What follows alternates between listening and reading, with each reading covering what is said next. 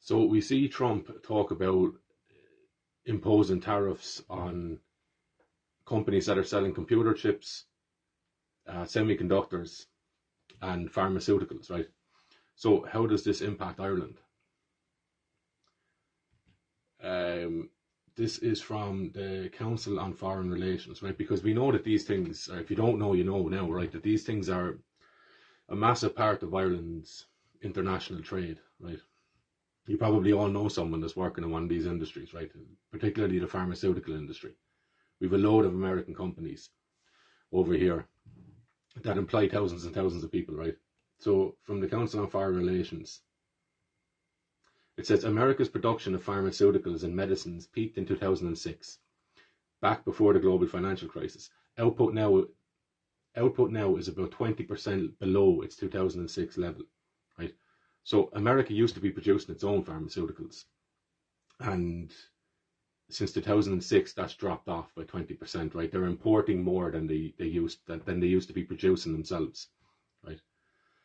So another one, Pfizer has used transactions between companies within its group to allow an Irish subsidiary based in Ringaskiddy, Pfizer Ireland Pharmaceuticals, to buy the rights to patents developed in the United States and then use them to make drugs in Ireland, which are sold back to US affiliates, right? So what do you make of that? It's like someone taking ideas that came from your house and your family. They're living in your house for a while, like they're staying on the couch or something, taking that, moving away, and then using those ideas to create things and sell them back to you then, right? So that sort of a thing, that kind of principle. Imports of pharmaceuticals have increased from $65 billion in 2006 to $151 billion in 2019, right? So are they using more pharmaceuticals? Probably. Are they producing more? No. So they're importing them, right? So they're spending money needlessly. So Trump's idea is to put tariffs on that, to make it more expensive for these companies to go foreign Ireland and sell back to America, right? So on these imports now, from Trump's perspective in America, anything that Ireland is selling from Pfizer or any of these pharmaceutical industries back to America, these companies will have to pay more for the privilege of being able to sell into the market, right? And that's what the story is here, essentially. Because we've all fallen in love with this idea of the open market, the free market, right? But the free market, when elevated above national interests, opens countries up to foreign plundering, right? It essentially does, like piracy. Get in, destroy the country, hoover up everything you can out of it, right? And profit at the expense of other nations' national interests, right? It's piracy. It's essentially what it is. It's not legally whatever, right? But that's what you're dealing with. When you elevate the notion of a free market, and when you obligate people to engage in that free market, right, above the interest of the people of the nation. So that's what Trump is combating here. And now to Ireland, right? So exports in 2022, Ireland exported 83.5 billion in pharmaceutical products. Big business in Ireland, right? Making it the fourth largest exporter of pharmaceutical products in the world. Tiny nation, nearly heading towards 100 billion in pharmaceutical products being exported, right? At the same year, pharmaceutical products was the first most exported product in Ireland. The main destination of pharmaceutical product exports from Ireland are United States, and it is worth $31 billion. Belgium 10, Germany 10, China 4 and growing, and the Netherlands 3.4, and that's from the OSC.world. 2022 as well, peak. The highest recorded value for pharmaceutical exports from Ireland was in 2022, reaching 80 billion, which included a 28% increase from 2021. Obviously, you know the reasons for that. This is largely due to the continued demand for vaccines and other medical products related to the ongoing management of the COVID-19 situation. Now, employment. As of 2024, the biopharma sector in Ireland employs more than 50,000 people directly.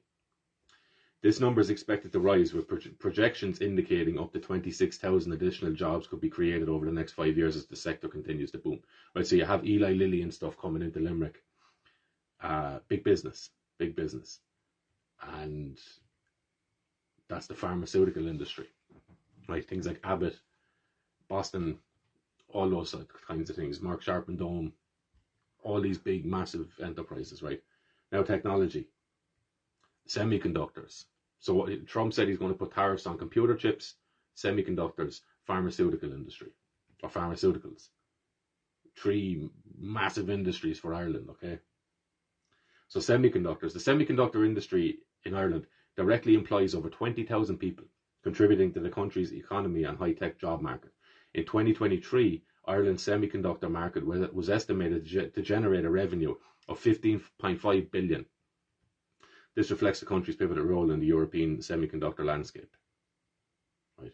Because we're in some advantageous position, right? We've America to the left of us, head west, England to the right, Europe, the rest of Europe, right? And then bang down into Africa if there's anything to be gotten from there, right?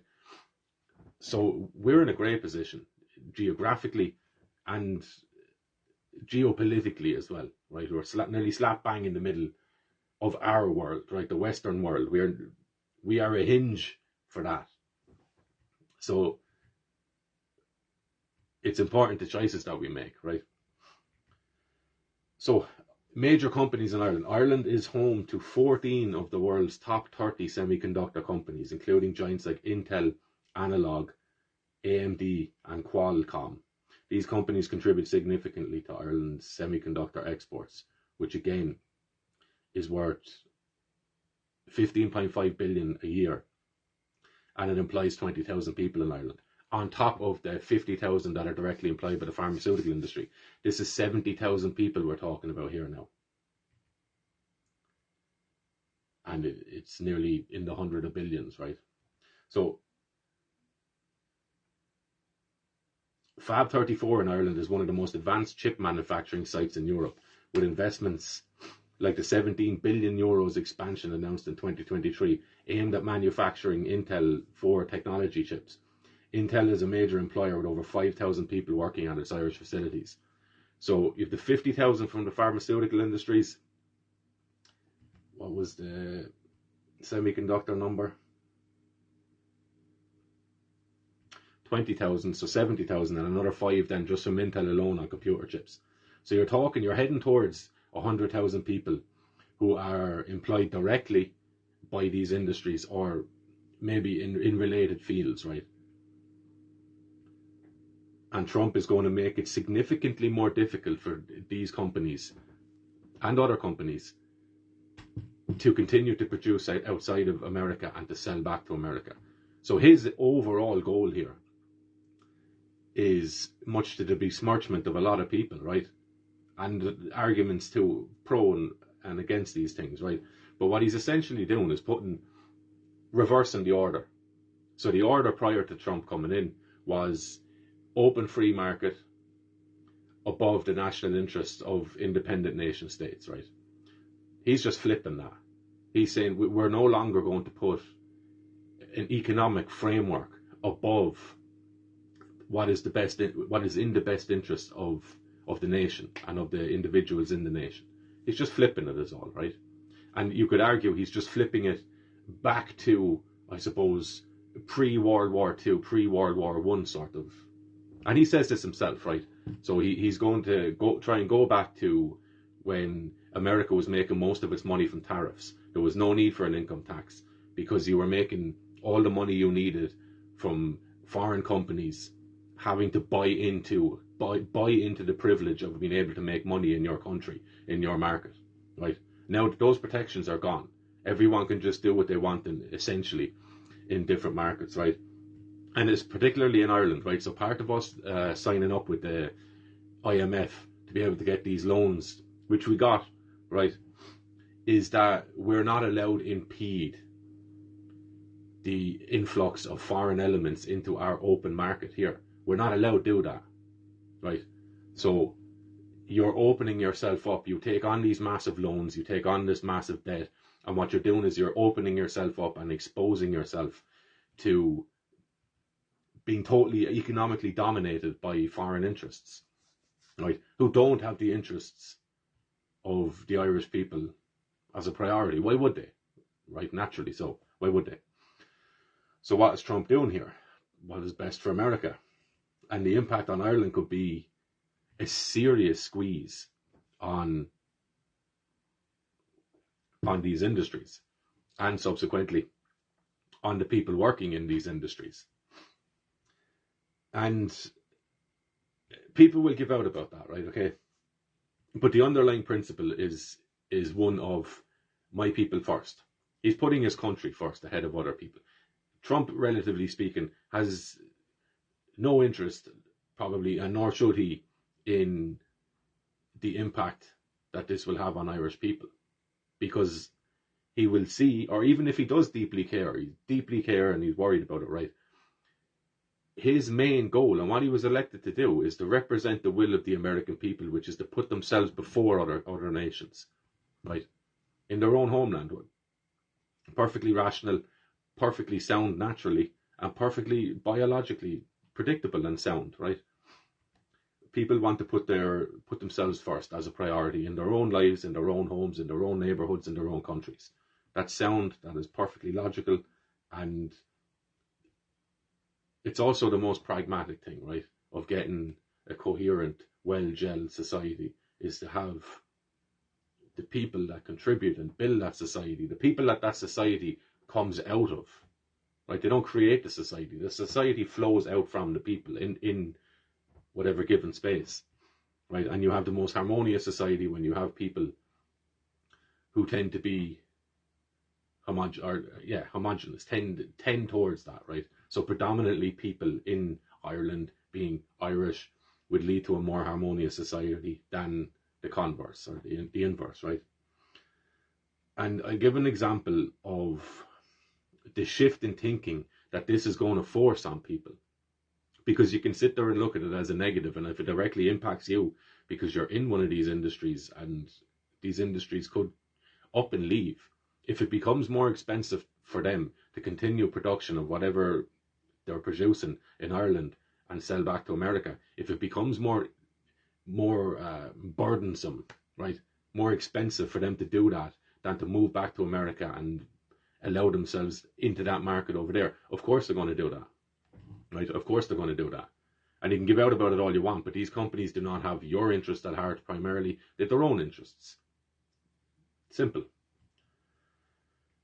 So yeah, the example is, I was talking to someone on Twitter last night, right? And we were talking about where Ireland is and where Ireland was, and whether we're better off now or whether we were better off maybe 30 years ago. And he was suggesting that we're much better off today because there's more opportunities in terms of work, in terms of making good money, and we're economically stronger. This is his argument anyway, or this is his point, that we're economically stronger than we were 30 years ago. And I said, right, fair enough, let's accept that. What about socially? Are we better off? So the levels of addiction, levels of suicide, the levels of human trafficking, levels of broken homes, levels of people in prisons, all that sort of stuff. I said, do you still think we're better off knowing that we've absolutely no ability to determine our futures as a nation because we're dominated by EU law? Do you still think we're better off now than we were 30 years ago? And he said, yeah. And he gave a couple of statements. And at the end, it just sums up so many people in Ireland perfectly. He said, I'm doing great in Ireland financially and in terms of work. And there's great prospects for my kids in Ireland, right? So essentially, I'm doing good. I'm doing all right. So anything outside of that is, well, he suggested that it's just people complaining about things. If you're not doing well, right? You're just complaining. And there's merit to that in some degrees, right? Because you do have a lot of people in Ireland that spend their time complaining about things. But some things need to be complained about, right? And they need to be complained about enough to shift a focus. And in his case, his focus is, as long as there's money in my bank account, I don't really care. Anything else that happens around Ireland that is negative, I will attribute that to people complaining about it. It's not really an issue. You should just be getting money, right? Essentially. And yes, look, money is important. It's nice to be doing well economically and to have choices. But I would suggest that there is a principle.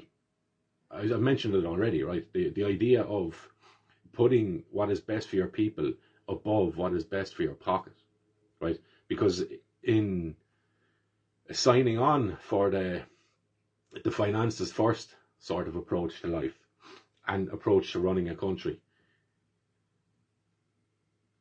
you can make yourself wholly dependent on things, companies, businesses, organizations, nations even, that don't have your best interest at heart, right? So this man is doing well.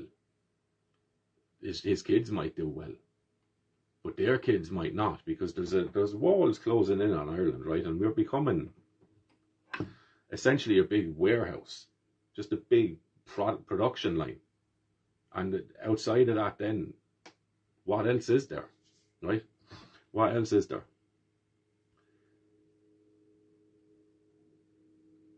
So, yeah, America's beginning to put itself first.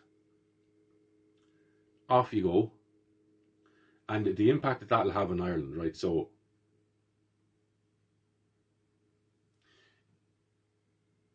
people, if jobs and companies fold up in Ireland, people will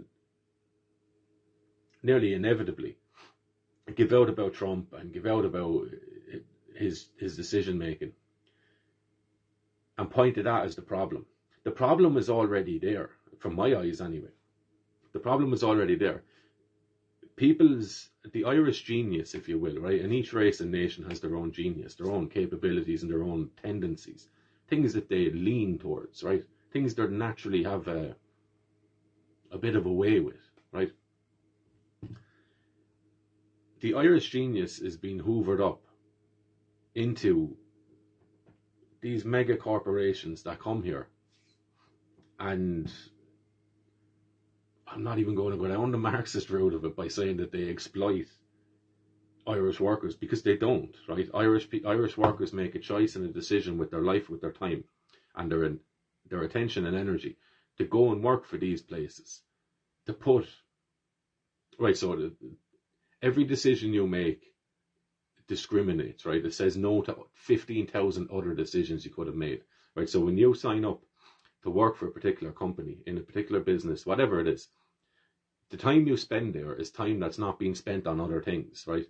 And naturally it's like, well, you have to make money. Of course you do. And in a large degree, you're kind of boxed in to where you can make money in Ireland, right? Depending on your imagination and your capabilities, right? But some people, they might feel like they've no other choice but to go and work for whatever company it is, right? So if these companies fold,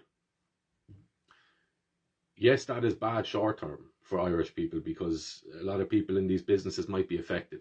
But long term, and again, I'm not looking at this individually. So if it's bad for you, but it's good, if it's bad for you short term, but good for Irish people long term, then suck it up, like. You know, suck it up, because there's other choices there. And what this will do as well is it will free up, providing that there's not some sort of negotiation going on, right? And these are tactics that could be explored and negotiated whenever Irish politicians send their little cohort over to Washington to kiss the emperor's arse, essentially, right? Because that's what's going on here, right? The king is sitting on his throne again, and he's acting like a king. He's a king of, for all intents and purposes, whether people like him or not, as it stands, this man is embodying Western genius, right? He's not willing to accept the fact that his nation is just locked into this interdependence of international states and organizations and WHOs and stuff. He's not accepting that, right? So he's leading the way for Western man. So Ireland are going to have to go over there. Irish politicians are going to have to go over there and try and do something. right? Because if and again, it's not for your interest. It's for the fact that you could have 75,000 disgruntled people going, hang on a second, what happened to our jobs here? What happened to our jobs? Where are they going to look? They can look and blame Trump all they want, but they're going to eventually look at the politicians in Ireland. Think of those protests. People have no money. They have mortgages. They are angry, right? If these politicians want to stay in power and keep themselves safe, the last thing they want is 75,000 people, or even half of that, who are now out of a job. So they're going to go over there, and they are going to, again, they put themselves first. They are going to do anything that Donald Trump asks them to do, or tells them to do. And I hope that conversation is live on television. It'd be great, right? But they're going to go over there and buckle. They will do anything that they're asked, because otherwise they are gone in a month. Once people's paychecks stop coming in and their jobs are questioned, these politicians are going to be left with tens of thousands of people with nothing left to do but go up and get these people out of power, because they'll be demanding change, right? So in the Irish politicians' perspective, they can't have that. So they're going to go over and they're going to be told what to do, essentially, and they will do it. And we don't know what that is, right?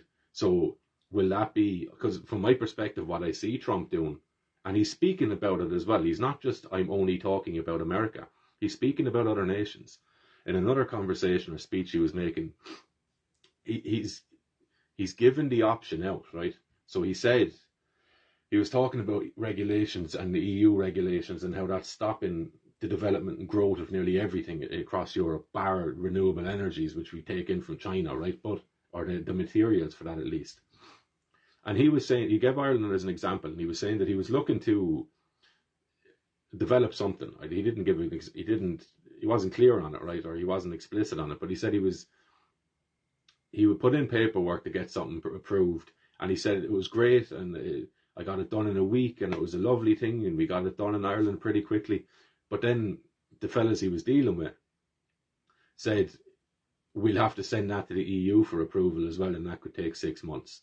And he said, I'm not waiting 6 months, right? So I'm not doing that. But look what he's doing there. He's highlighting the fact that independently as a nation, Ireland was good to me. Ireland moved things along smoothly, and it encouraged the development in Ireland, right? But then when it comes to the EU, I had to wait 6 months, so business was gone. Now, expand that out. How many other businesses are being said no to? And they're just not waiting the 6 months or the year or whatever it takes for whatever approvals they're looking for, right?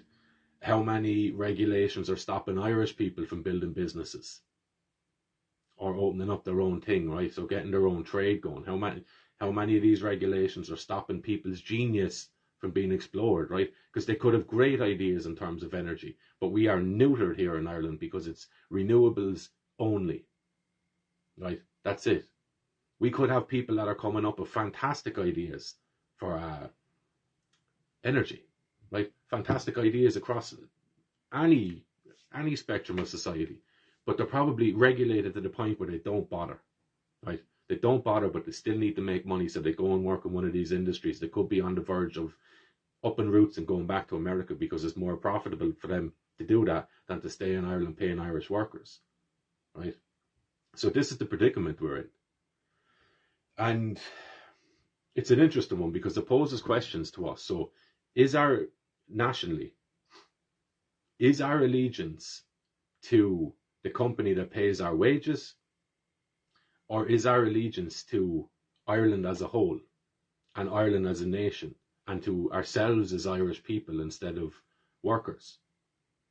Where is our allegiance? And then internationally, given the relationship between Ireland and America, right, and Irish people and American people, and the Irish people that are in America, right, blood is blood, right? Is our allegiance to Pfizer, whatever company, ahead of our allegiance or our friendliness with another nation? Right? So these are the questions that are being posed, and there's an opportunity here for a shift in mindset. And I think Donald Trump, hopefully, he wields as much pressure as he can on Irish politicians and on the Western world to shift that mindset from putting economy first, right, and the free market essentially above the interest of nation states and above the interest of individual peoples in them nation states, right? So this is a fascinating thing that's going on here. It's not just politics, right? It's a philosophical thing, and it's a moral thing as well. We are being posed. We're at a junction here where massive positive change could come, or we could just end up becoming wholly dependent on China, and Ireland. It ceases to exist as an independently thinking nation, right? You could argue that that's gone now anyway, but these things never go, right? They just become dormant, but they can come alive again. The Gaelic revival sort of a thing, right? These things could be resuscitated, right, and brought up from the grave. So, yeah, those are the questions that are being posed, right? And a potential for a benefit in this might be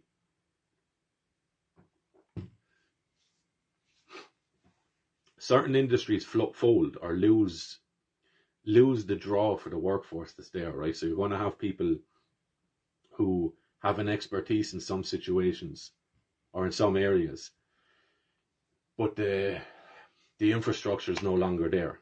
Great.